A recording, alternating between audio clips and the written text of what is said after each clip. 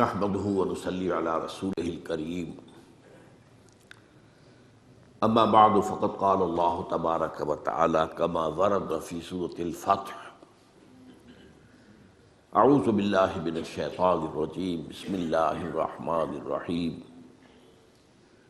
سنة الله التي قد خلت من قبل ولن تجد لسنة الله تبديلا صدق اللہ العظیم۔ وعن عبد الله بن عمرو بن العاص رضی اللہ تعالی عنہما قال قال رسول اللہ صلی اللہ علیہ وسلم لَيَأْتِيَنَّ عَلَىٰ أُمَّتِي مَا أَتَىٰ عَلَىٰ بَنِي إِسْرَائِيلَ حَذْوَ النَّعْلِ بِالنَّعْلِ، رواہ الامام الترمذی رحمہ اللہ۔ رب اشرح لي صدری ویسر لي امری واحلل عقدۃ من لسانی یفقہوا قولی۔ اللہم ربنا الہمنا رشدنا واعذنا من شرور انفسنا، اللہم ارنا الحق حقا وارزقنا اتباعہ وارنا الباطل باطلا وارزقنا اجتنابہ، آمین یا رب العالمین۔ آپ کو یاد ہوگا کہ میں نے اپنی تالیف سابقہ اور موجودہ مسلمان امتوں کا ماضی، حال اور مستقبل کے ایک چیپٹر کی کچھ وضاحت کی تھی۔ آج میں اسی ضمن میں اور موضوع کو لے رہا ہوں، اور وہ ہے سابقہ امت مسلمہ اور موجودہ امت مسلمہ کے حالات میں مشابہت۔ یہ بات بنیادی طور پر جان لیجئے کہ اللہ نے یہ کائنات بنائی ہے تو اس کے کچھ کائناتی قوانین بھی ہیں، کونی کائناتی قوانین، اس کے تحت یہ کائنات چل رہی ہے۔ یہ ضرور ہے کہ ہم یہ مانتے ہیں کہ اللہ جب چاہے ان قوانین کے اندر دخل اندازی کر سکتا ہے، ان کے اندر کوئی تبدیلی کر سکتا ہے۔ مثلاً اس نے یہ قانون بنایا کہ آگ تو جلاتی ہے، یہ اس کا کام ہے، لیکن حضرت ابراہیم کو آگ نے نہیں جلایا اللہ کے حکم سے، یا نارو کونی بردن، تو یہ اللہ کا اختیار ہے۔ اس کو ہم کہتے ہیں معجزات۔ ہمارے ہاں کچھ لوگوں نے ان معجزات کا انکار کیا۔ سر سید احمد خان مرحوم اس کے سر خیل تھے۔ اس کے بعد ہمارے ہاں منکرین حدیث کا جو فکر پھیلا ہے تو اس میں معجزات کا انکار بھی شامل ہے۔ وہ سمجھتے ہیں کہ قانون جو ہے طبعی وہ بالکل اٹل ہے، اس میں کوئی تبدیلی نہیں آ سکتی، کوئی اس کے اندر رکھنا نہیں آ سکتا، لیکن نہیں، ہم مانتے ہیں قوانین ہیں، انہی کے تحت کائنات چل رہی ہے، لیکن اللہ جب چاہے اس کے اندر دخل اندازی کر سکتا ہے، ڈیوائن انٹرونشن۔ اس کے ہاتھ بند نہیں گئے ہیں، بلکہ یہ کہ قانون بنانے کے بعد البتہ یہ ضرور ہے کہ وہ روز روز نہیں اس میں انٹرونشن کرتا، یہ شاذ واقعات ہوتے ہیں۔ ہمیشہ تو ایسا نہیں ہوا کہ آگ نہ جلائے، وہ تو ایک ہی واقعہ ہوا جہاں تک ہمارے علم میں ہے، ورنہ تو موحدین تھے وہ حضرت عیسیٰ کے ماننے والے، جن کو کہ کھائیوں کے اندر قتل اصحاب الاخدود النار ذات الوقود اذ ہم علیہا قعود، ان کو جو ہے جلایا ہے، آگ کی طرف جلے۔ اسی طرح کچھ قوانین ہیں اخلاقی، مورل لاز، وہ بھی اس دنیا کے اندر ان قوانین میں تبدیلی نہیں ہوتی۔ پھر وہی بات، کہیں اللہ تعالیٰ کو خاص دخل دینا چاہے اس کا اختیار ہے، لیکن اخلاقی قوانین بھی ہیں کہ جن کے تحت یہ دنیا کا نظام چل رہا ہے، اور عام طور پر قوموں کے عروج اور زوال کے اندر ان اخلاقی قوانین کا بڑا دخل ہوتا ہے۔ اخلاق کو زوال آتا ہے تو قوم اور تہذیب جو ہے اس کو بھی زوال آ جاتا ہے۔ بہتر اخلاق والے لوگ پیدا ہوتے ہیں تو قوم کو اور تہذیب کو عروج حاصل ہوتا ہے۔ ایک تیسرا قانون یہ ہے کہ اللہ جو اپنے نبیوں کو بھیجتا رہا ہے، اور پھر نبیوں کے ماننے والوں پر اگر کوئی امت مشتمل ہوئی ہے تو اس کے قوانین کیا ہے، اس کے قواعد کیا ہے، یہ بھی معید ہے، یہ بھی سنت اللہ ہے۔ چنانچہ ہم دیکھتے ہیں کہ ایک تو وہ سلسلہ ہے جو قرآن مجید میں آتا ہے کہ ایک قانون کے تحت قوم نوح ہلاک کی گئی، قوم ہود ہلاک کی گئی، قوم صالح ہلاک کی گئی، قوم شعیب ہلاک، آل فرعون ہلاک کیے گئے۔ صدوم اور عامورہ کی بستیاں ہلاک کی گئی. یہ ایک ہے گویا کہ تاریخ اپنے آپ کو دہراتی رہی. اللہ نے رسول بھیجا، قوم نے رد کر دیا، اللہ نے عذاب بھیج دیا. پھر بھیجا، پھر قوم نے رد کر دیا، پھر عذاب. مختلف قوموں کا معاملہ ہوا.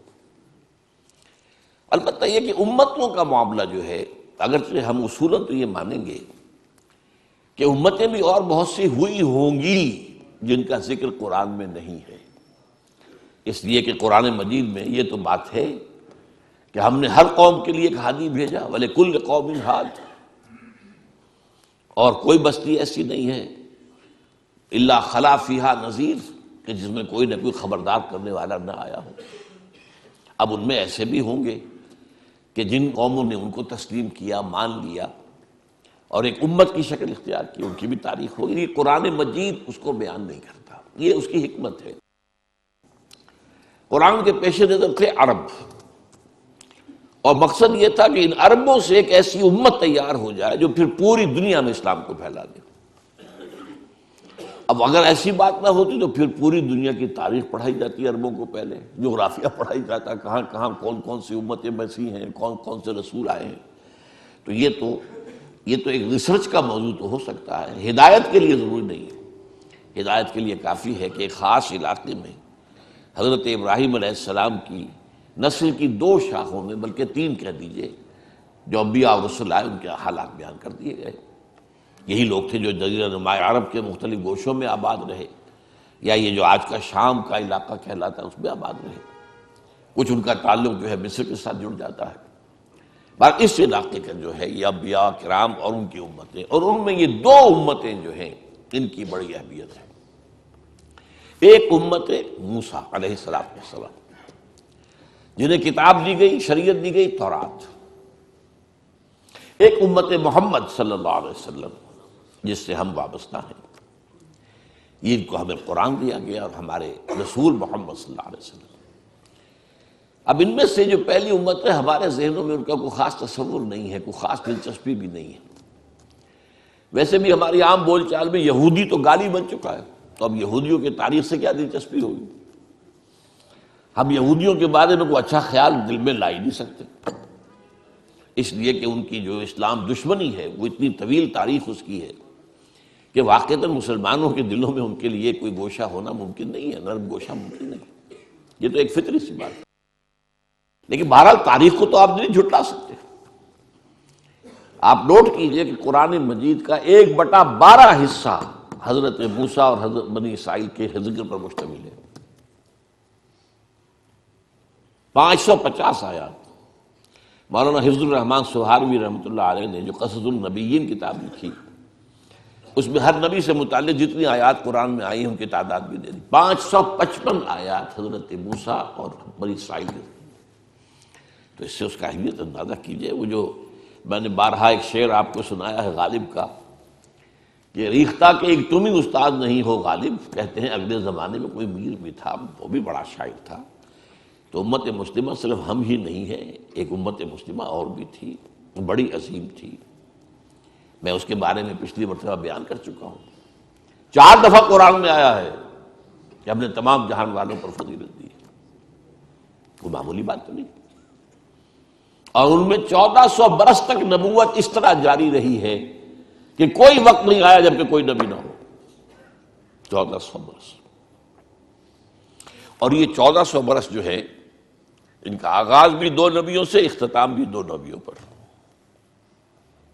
آغاز موسیٰ اور ہارون سے علیہ السلام، اور اختتام عیسیٰ اور یحییٰ پر علیہ السلام.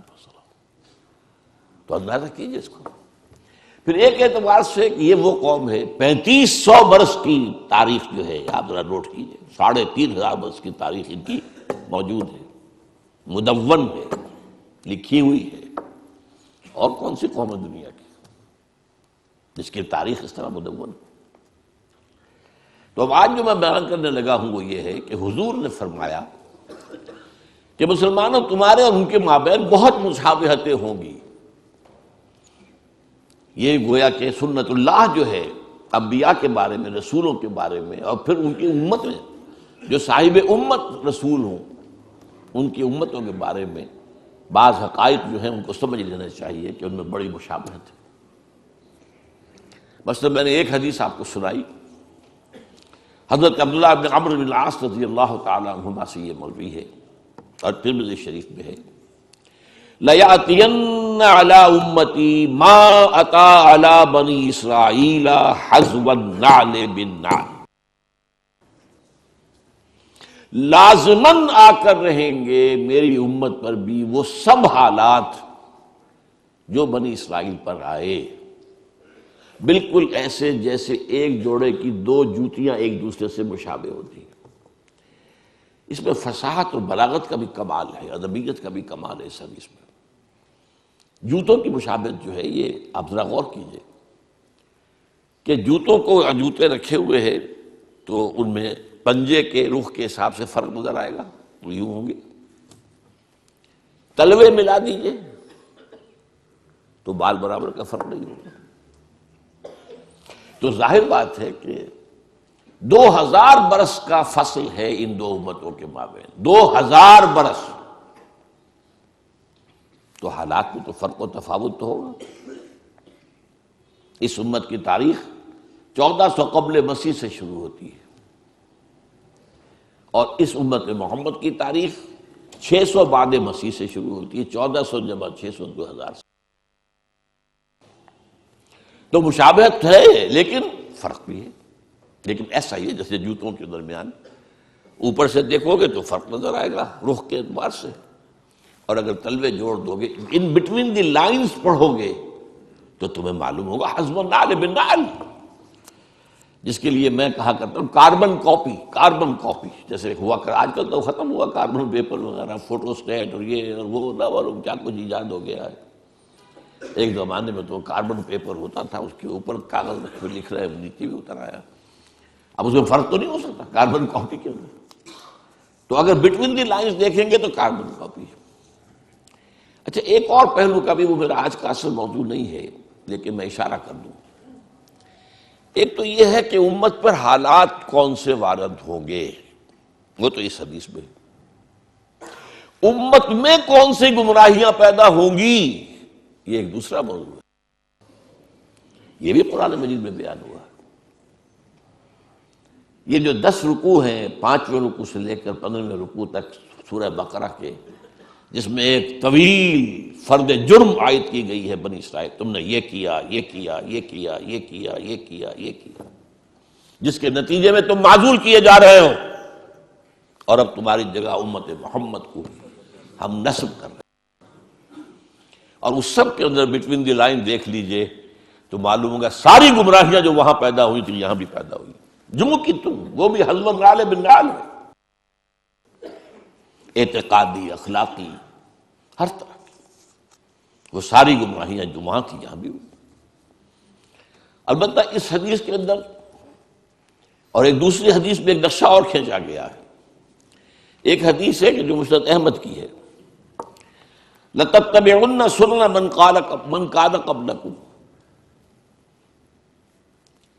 تم لازم اے مسلمانوں پیروی کرو گے انہی راستوں کی جن پر تم سے پہلے لوگ چلے تھے، حَتَّى لَوْ دَخَلُوا فِي جُحْرِ ذَهَبٍ لَدَخَلْتُمْ مَعَهُمْ، اگر وہ کسی گوہ کے بل میں گھسے تھے تو تم بھی گھسو گے۔ قالوا یا رسول اللہ ایہود والنصارى، حضور یہ کن کا ذکر کر رہے ہیں، ہم سے پہلے کون گزرے، کیا یہود اور نصرانی؟ قال فمن اذن، اور نہیں تو اور کون، وہ نہیں تو کون؟ اور یہ دوسری حدیث کا میں نے ایک ٹکڑا آپ کو سنایا، لَيَأْتِيَنَّ عَلَىٰ أُمَّتِي مَا أَتَىٰ عَلَىٰ بَنِي إِسْرَائِيلَ حَذْوَ النَّعْلِ بِالنَّعْلِ، اس میں ایک اور سخت ترین بات کہی گئی ہے، حَتَّىٰ إِن كَانَ مِنْهُمْ مَنْ أَتَىٰ أُمَّهُ عَلَانِيَةً لَكَانَ فِي أُمَّتِي مَن يَصْنَعُ ذَلِكَ، ترمذی کی روایت۔ اگر اس سابقہ امت میں کوئی ایسا بد نصیب، بدبخت، شقی اٹھا جس نے اپنی ماں کے ساتھ علانیہ بدکاری کی، تو تم میں سے بھی لازماً کوئی نہ کوئی ایسا بدبخت اٹھے گا۔ یہ میں آپ کو بتا رہا ہوں، یہ جو کچھ قوانین ہیں، ان قوانین کے تحت، جسے ہم کہتے ہیں تاریخ اپنے آپ کو دہراتی ہے۔ اب آج کا میرا اصل موضوع کیا ہے؟ سابقہ امت کی تاریخ کا ایک سکیچ لیجئے، اور اس میں دو ان پر عذاب کے بڑے سخت دور آئے، ان کا تذکرہ، اس کو کمپیئر کیجئے امت محمد کی تاریخ سے، اور اس میں بھی بعین ہی وہی دور، کاربن کاپی۔ ایک تیسرا دور اب شروع ہو رہا ہے، اس کا میں ذکر بعد میں کروں گا، وہ آج کا میرا موضوع نہیں ہے۔ حضور کی بعثت کے زمانے تک دو دور آ چکے تھے عروج کے، دو دور زوال کے یہود پر۔ اس کے بعد ایک تیسرا دور اس صدی کے، پچھلی صدی کے آغاز میں شروع ہوا عروج کا، جس کی شکل ہمیں نظر آ رہی اسرائیل، اور جیسے ڈنکے کی چوٹ وہ کھڑا ہے، اور جس طریقے سے جو چاہتا ہے فلسطینیوں کے ساتھ کر رہا ہے، یہ طاقت اس کی۔ بہرحال وہ آج کا موضوع نہیں۔ اب ایک نقشہ ذہن میں جمائیے، دیکھیے، اگرچہ بنی اسرائیل کی تاریخ ایک قوم کی حیثیت سے وہ 1800 قبل مسیح سے شروع ہو گئی تھی۔ قوم کیا ہوتی ہے؟ ایک باپ کی نسل۔ حضرت اسرائیل یعنی حضرت یعقوب، ان کے 12 بیٹے، یہ بنی اسرائیل۔ یہ آباد تھے فلسطین میں، پھر حضرت یوسف کا جو واقعہ ہوا اس کی بنا پر یہ منتقل ہو گئے مصر میں، کئی سو برس وہاں رہے، لیکن یہ قوم تو تھے، ابھی امت نہیں تھے۔ امت بنے ہیں 1400 قبل مسیح میں، جبکہ انہیں تورات دی گئی، کتاب کے ساتھ ہوتا ہے معاملہ۔ وَلَقَدْ آتَيْنَا مُوسَى الْكِتَابَ وَجَعَلْنَاهُ هُدًى لِبَنِي اسرائیل۔ جب یہ بنی اسرائیل کو کتاب دے دی گئی، اب وہ امت ہے ایک، تو 1400 قبل مسیح سے تاریخ شروع ہوئی۔ اس میں ابتدائی دور ان کا جو ہے حضرت موسیٰ اور ہارون علیہ السلام کا، اس میں یہ واقعہ تو ہو گیا کہ آل فرعون ہلاک ہو گئے، اور بنی اسرائیل مصریوں کی غلامی سے نکل کر اور صحرائے سینا میں آ گئے۔ لیکن اس کے بعد جب ان سے قتال کے لیے کہا گیا، اس کوڑا جواب دے دیا، تو 40 برس کی سزا تو انہیں نقد مل گئی کہ اب یہ ارض مقدس جو ہے فلسطین، جو انہیں ہم ابھی دے دیتے اگر یہ بزدلی نہ دکھاتے، اب یہ 40 برس تک خراب رہے گی۔ 40 برس کے بعد حضرت یوشع ابن نون، خلیفہ اول حضرت موسیٰ کے، ان کی سرکردگی میں انہوں نے جنگ کی اور فلسطین فتح کیا۔ لیکن جو سب سے بڑی غلطی کی وہ یہ کہ ایک مرکزی حکومت قائم نہیں کی، 12 قبیلوں نے 12 حکومتیں بنا لی۔ کتنا چھوٹا سا تو علاقہ ہے، فلسطین کوئی بہت بڑا ملک تو نہیں ہے، تو 12 حکومتیں۔ اب ان کا آپس میں جھگڑا، لڑائی، دنگا فساد، ایک دوسرے کے خلاف ایک دوسرے کی مدد، اور پھر ایک دوسرے کے خلاف مدد کے لیے باہر والوں سے، غیروں سے، مشرکین سے مدد لینا۔ تو یہ بہت تباہ ہو گئے تھے تقریباً 300 برس بعد حضرت موسیٰ کی۔ اس کے بعد پھر یہ ہے کہ انہوں نے جو اس وقت کے نبی تھے ان سے کہا کہ ہمیں کوئی سپہ سالار، کوئی بادشاہ ہمارا مقرر کر دیں تاکہ ہم جنگ کریں۔ اب تو حضرت طالوت کو اللہ تعالیٰ نے مقرر کیا، پھر ان کی جنگ ہوئی جس کا سورہ بقرہ میں ذکر ہے۔ حضرت داؤد نے جالوت کو قتل کیا۔ یہاں سے ان کا خلافت راشدہ کا دور شروع ہوتا ہے۔ یعنی نوٹ کیجئے، ہماری خلافت راشدہ حضور کے دور کے ساتھ متصل ہے، ان کی خلافت راشدہ اور ان کے دور نبوت کے درمیان 300 برس کا فاصل ہے۔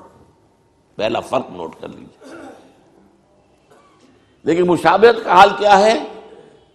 ہمارے ہاں بھی 3 خلافتیں متفق علیہ چلی، ابو بکر، عمر، عثمان۔ حضرت علی کی خلافت پہ اختلاف ہو گئے،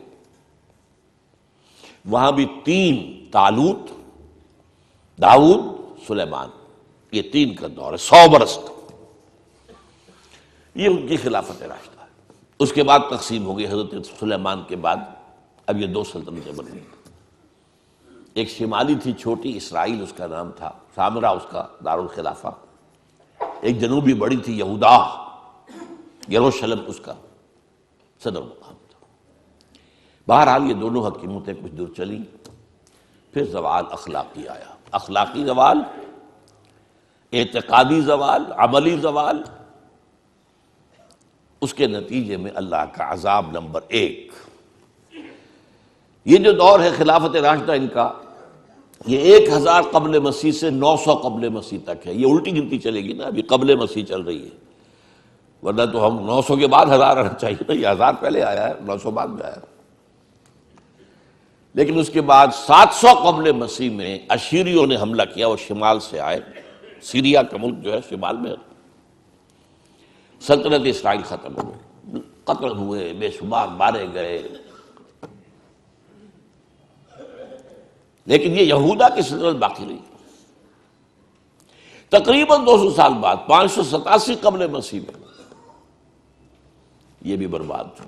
نبوکڈنضر مشرق سے آیا، نوٹ کر لیجئے، اسیرین شمال سے آئے تھے، نبوکڈنضر یہ نمرود تھا، نمرود، یہ جو عراق کے بادشاہ تھے یہ نمرود کہلاتے تھے، نماردہ، جیسے مصر کے فراعنہ یہ نماردہ، تو نبوکڈنضر، بخت نصر اس کو کہتے ہیں اردو میں۔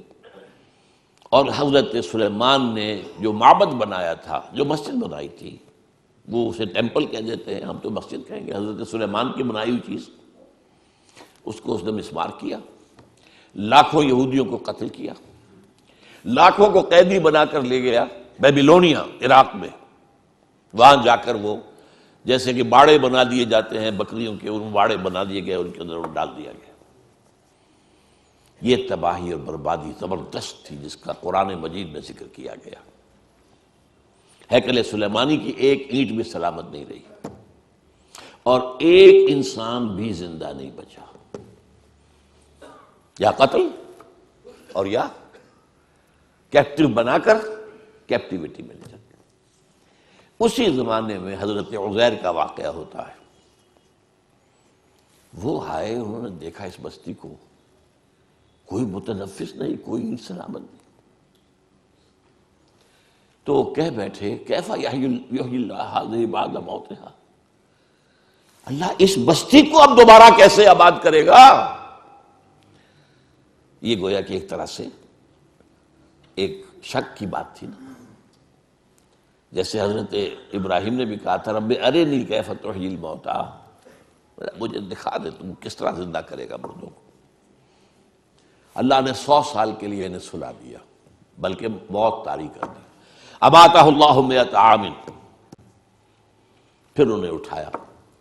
اس 100 سال میں انقلاب آ گیا تھا عراق میں، ایران میں ایک زبردست شہنشاہ کھڑا ہوا، سائرس کیخورس ذوالقرنین، اس نے عراق پر حملہ کیا اور ان کو اجازت دے جاؤ تم اپنے شہر کو جاؤ، اپنے ملک میں جاؤ۔ اور اس کے بیٹے داریس نے بہت مدد بھی کی، پیسے بھی بہت دیے، ساز و سامان بھی دیا، جاؤ آباد ہو جاؤ تم فلسطین میں۔ یہ واپس آئے۔ یہ ہے کوئی 100-150 برس کا عرصہ کیپٹیوٹی کے اندر گزرا۔ اسی کے دوران 100 برس حضرت عزیر، ان پر اللہ نے موت طاری کیے رکھی۔ اب وہ آپ جاگے ادھر سے، اب ان کا واپس آنا شروع ہوا، تو ان میں پھر حضرت عزیر علیہ السلام نے توبہ کی منادی کی، ریپینٹ ریپینٹ، توبہ کرو، رجوع کرو، پلٹو اللہ کی جناب میں۔ انہوں نے اس کو لبیک کہا، اس دعوت کو، تو اللہ نے ان کو پھر ایک عروج دیا۔ نوٹ کرتے جائے، پہلا عروج خلافت راشدہ ان کی، 1000 قبل مسیح سے 900 قبل مسیح تک۔ اب یہ جو زوال کا زمانہ ہے، ظاہر بات ہے قوموں کا زوال بھی 2-4 سال کی بات تو نہیں ہوتی نا، وہ تو صدیوں کا معاملہ ہوتا ہے، اوپر ابھرنے میں بھی صدیاں لگتی ہیں، گرنے میں بھی کوئی ایک دن میں تو نہیں گر جاتا۔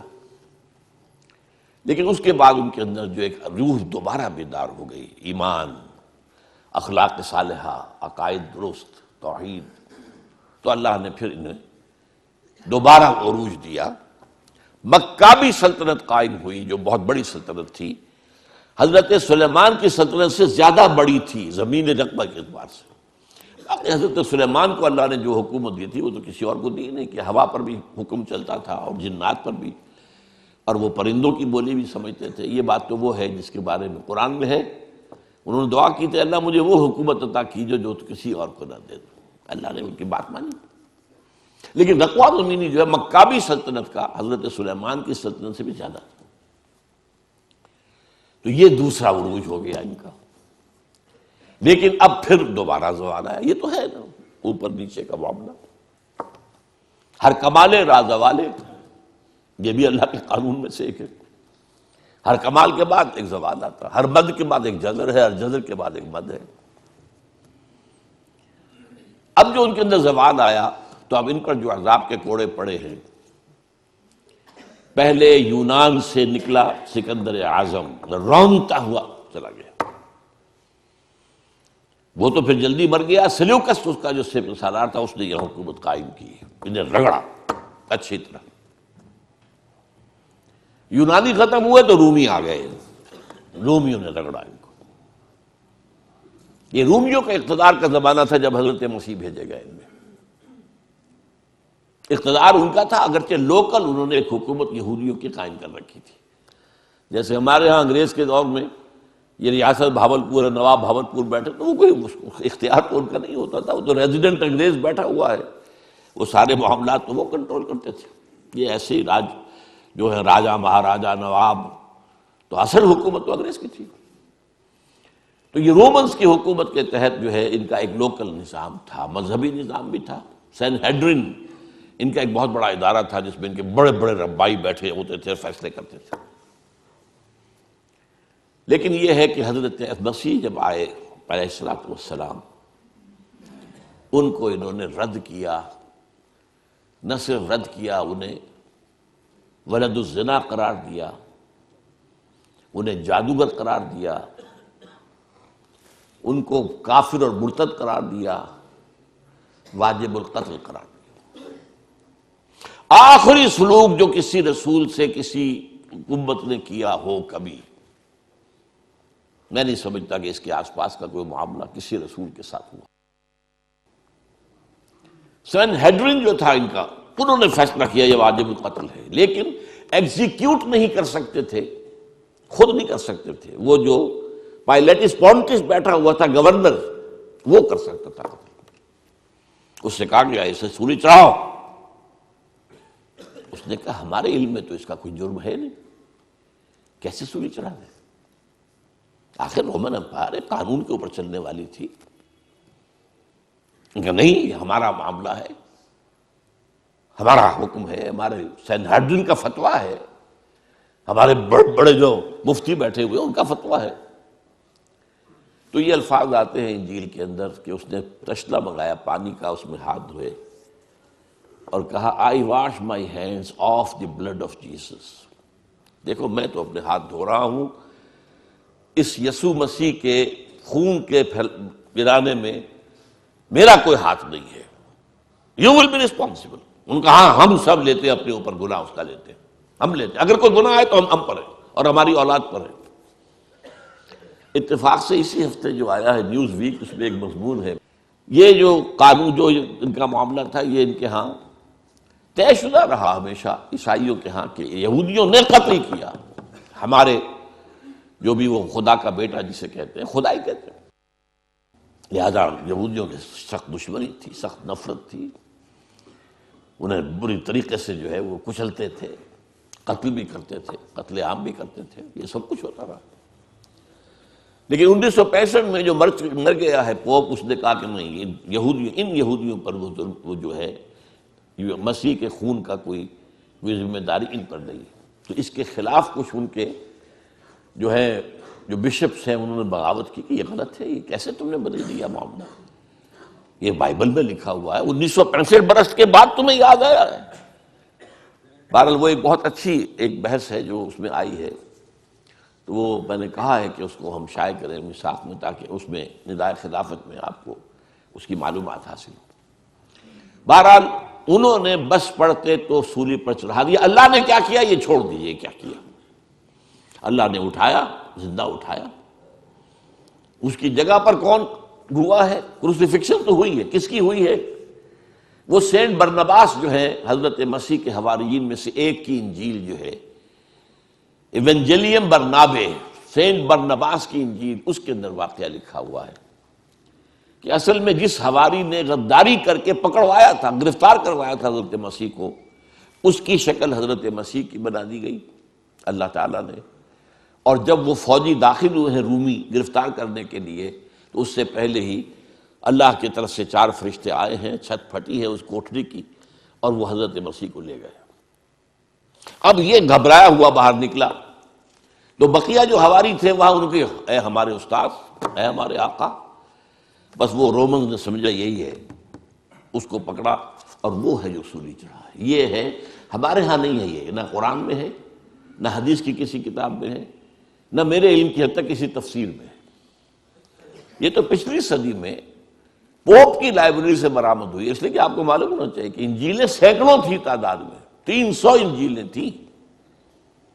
ان میں سے 4 سلیکٹ کی انہوں نے کہ یہ ہمارے ہاں کینونیکل کہلائیں گی، قانونی مستند انجیلیں 4 ہیں.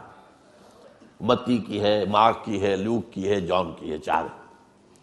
تو گویا کہ 296 تو اپوکریفل کہلاتی ہیں، غیر قانونی، غیر مستند انجیلیں موجود ہیں.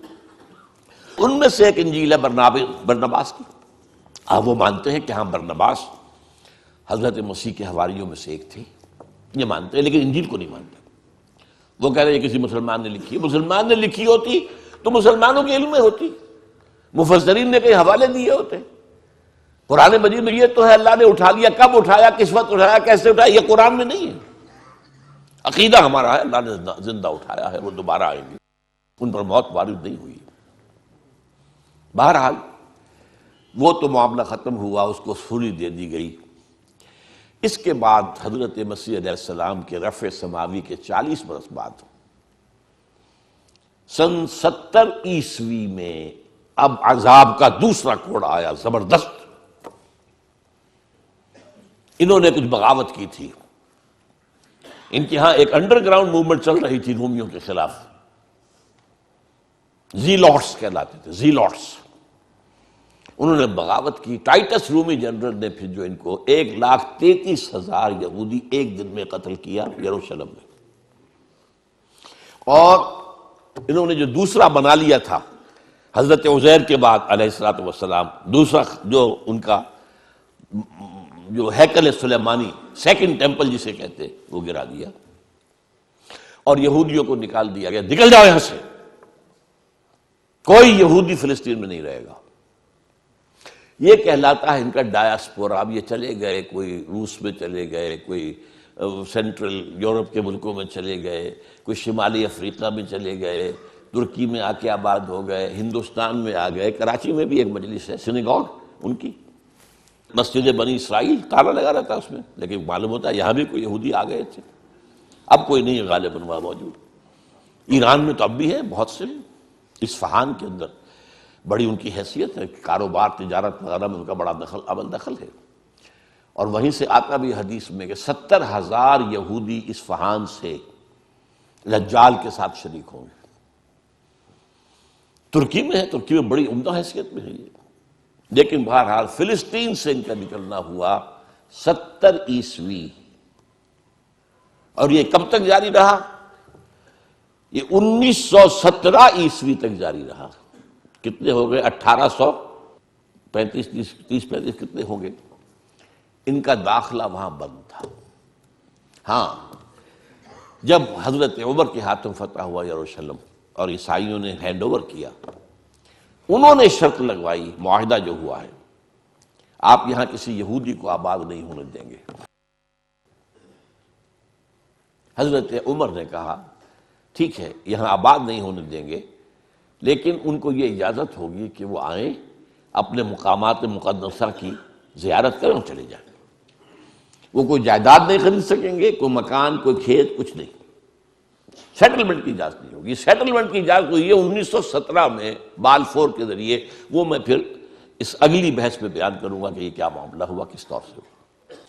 یہ جو خاکہ بنا ہے، 2 عروج 2 زوال. پہلا عروج 1000 قبل مسیح سے 900 قبل مسیح تک ان کی خلافت راشدہ. پہلا زوال ایسیرینز کے ہاتھوں جو شمال سے آئے، نیبوکڈ نظر کے ہاتھوں جو مشرق سے آئے، تباہی اور بربادی. دوسرا عروج مکابی پاور، دوسرا زوال at the hands of the European powers, the Greeks and the Romans. یہ نقشہ، اب دیکھیے نقشہ امت مسلمہ کا۔ امت مسلمہ کا پہلا عروج عربوں کی زیر قیادت، حضور عرب، خلافت خلفائے راشدین عرب، بنو امیہ عرب، بنو عباس عرب، یہ عربوں کے زیر اثر۔ اور عباسی حکومت بہت زبردست حکومت تھی، اس میں کوئی شک نہیں۔ خلافت راشدہ تو ہماری چار ہی کی ہے، ابو بکر، عمر، عثمان، علی، اور میں پانچواں شامل کرتا ہوں حضرت حسن، اور اس کے بعد بھی عام طور پر پانچواں لوگ لیتے ہیں عمر بن عبدالعزیز، میں کہتا ہوں وہ چھٹے ہیں، ٹھیک ہے۔ لیکن مسلمان تو ترقی کرتے چلے گئے نا، خلافت ختم ہوئی ہے، ملوکیت آئی ہے، مسلمانوں کا اقتدار تو بڑھتا چلا گیا۔ عباسی دور کس قدر وسیع ہونا،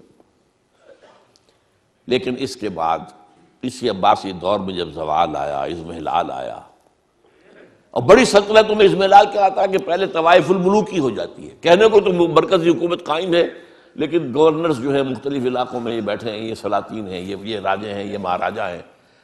جیسے مغل سلطنت کو 150 برس جو ہے لگے تھے ختم ہونے میں، اسی طریقے سے کئی 100 برس کا معاملہ ہے۔ لیکن پھر اب دیکھیے پہلا عذاب شمال سے آیا کروسیڈرز کے ہاتھوں،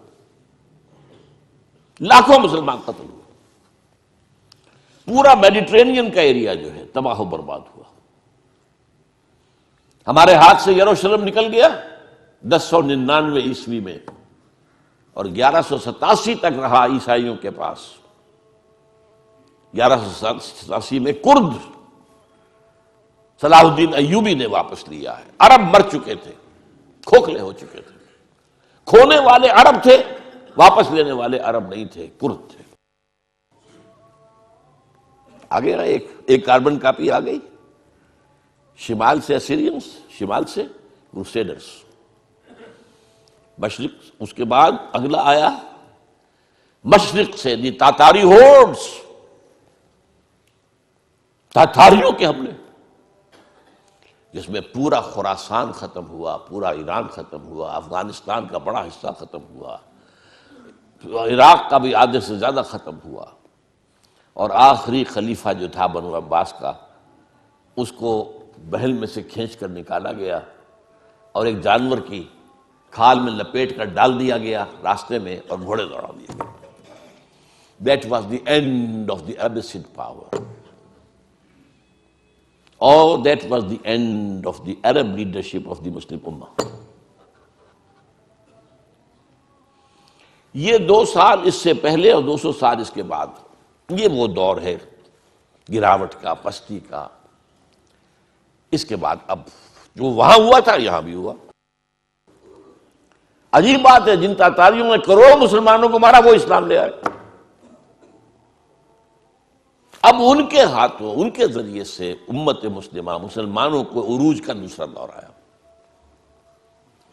فرق یہ ہے کہ کوئی مرکزی حکومت تو ایک قائم نہیں ہوئی،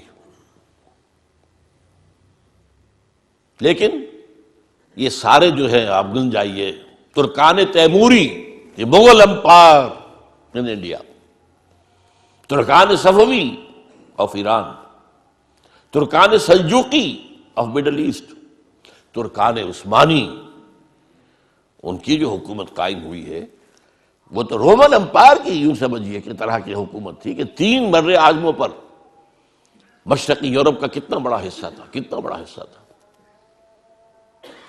شمالی افریقہ، پورا مغربی ایشیا کا بڑا چنک یہ سلطنت عثمانیہ میں شامل تھا۔ یہ ہمارا دوسرا عروج کا دور ہے۔ لیکن پھر زوال آیا، ہر زوالے، ہر کمال زوالے، پھر گراوٹ آئی، پھر اخلاق گرے، پھر عقائد کے اندر مشرکانہ اوہام آئے، نئی سے نئی رسومات ایجاد کی گئی۔ اب جو زوال آیا وہاں کن کے ہاتھوں آیا تھا؟ European, Greeks and Romans. ہم پر آیا کن کے ہاتھوں؟ سب سے پہلے اسپینیئرز کے ہاتھوں۔ ہسپانیہ کے عیسائیوں نے مسلمان کی حکومت ختم کی وہاں پر، اور تہس نہس کر دیا۔ 1258 میں فال آف بغداد ہوا ہے اور 1492 میں فال آف گرناڈا، سقوط غرناطہ، اور اس کے بعد 10-15 سال کے اندر اندر جہاں 800 برس تک مسلمانوں کی حکومت رہی تھی، ایک فرد بشر بھی مسلمان نہیں زندہ چھوڑا، either massacred اور burnt alive، یا جہازوں میں بھر بھر کے لے جا کر اور شمالی افریقہ کے ساحلوں پر ڈمپ، اور پھر یہاں سے طاقت کا واسکو ڈی گاما نے راستہ تلاش کیا، اور واسکو ڈی گاما کے راستے سے round the Cape of Good Hope پھر یہ مغربی یورپ کی طاقتیں آئیں، انڈونیشیا ختم ہوا، ہندوستان کی حکومت ختم ہوئی، ہوتے ہوتے 20ویں صدی کے آغاز میں آ کر پہلی جنگ عظیم کے بعد سلطنت عثمانیہ ختم ہو گئی۔ کہاں تھی کچھ پتہ نہیں۔ The great Ottoman Empire just vanished from the map of the world۔ آج کوئی بتا نہیں سکے گا کہاں ہوتی تھی۔ یہ عجیب تھی پچھلی صدی جو تھی 20ویں صدی۔ اگر آپ لوگ وقت کے ساتھ کچھ اپنا ذہنی ربط رکھتے ہوں، 20ویں صدی کے اندر 2 یہ کام ہوئے ہیں۔ اس کے پہلے حصے میں سلطنت عثمانیہ نسیم منسیہ، آخری حصے میں دی گریٹ سوویت یونین نسیم منسیہ۔ اب کوئی نہیں بتا سکتا سوویت یونین کہاں ہوتی تھی، نئے نقشوں میں کون بتا سکے گا؟ تو یہ 2 بڑے بڑے جو ہیں ختم ہوئے ہیں ایک صدی کے اندر۔ یہ ہے اصل میں لَيَأْتِيَنَّ عَلَىٰ أُمَّتِي مَا أَتَىٰ عَلَىٰ بَنِي إِسْرَائِيلَ حَسْبَ النَّعْلِ بِالنَّعْلِ۔ میری امت پر بھی وہ تمام حالات وارد ہو کر رہیں گے جو بنی اسرائیل پر ہوئے تھے، بالکل ایسے جیسے ایک جوڑے کی ایک جوتی دوسری جوتی سے مشابہ ہوتی ہے، کاربن کاپی۔ یہ ہے 2 امتوں کا معاملہ۔ یہ تھوڑی سی جو گفتگو میری ہے اس کتاب میں نے اس کو ذرا اب اگر آپ اس کو پڑھیں گے تو آپ کے ذہن نشین ہوتی جائے گی، ہر چیز وہ نقشہ آپ کے ذہن میں بن جائے گا۔ یہ 3000 برس کی تاریخ بنی اسرائیل کی، کیونکہ میں نے جو کہا تھا 3400 یا 3500 برس، وہ شروع کی ان کی قومی تاریخ بھی شامل کی تھی، ورنہ یہ کہ 2000 برس ان کے ہیں امت کی حیثیت سے حضور کی آمد تک، 2000 سال، 1400 قبل مسیح سے 600 بعد مسیح۔ بہرحال حضور کے وقت تک یہ 4 ادوار ان پر آ چکے تھے۔ اس کے بعد جو ایک دور آیا ہے اور مسلمانوں پر بھی اس کا ایک جو ہے کاربن کاپی اس کی آ رہی ہے۔ اقول قولی ھذا واستغفر اللہ لی ولکم ولسائر المسلمین والمسلمات۔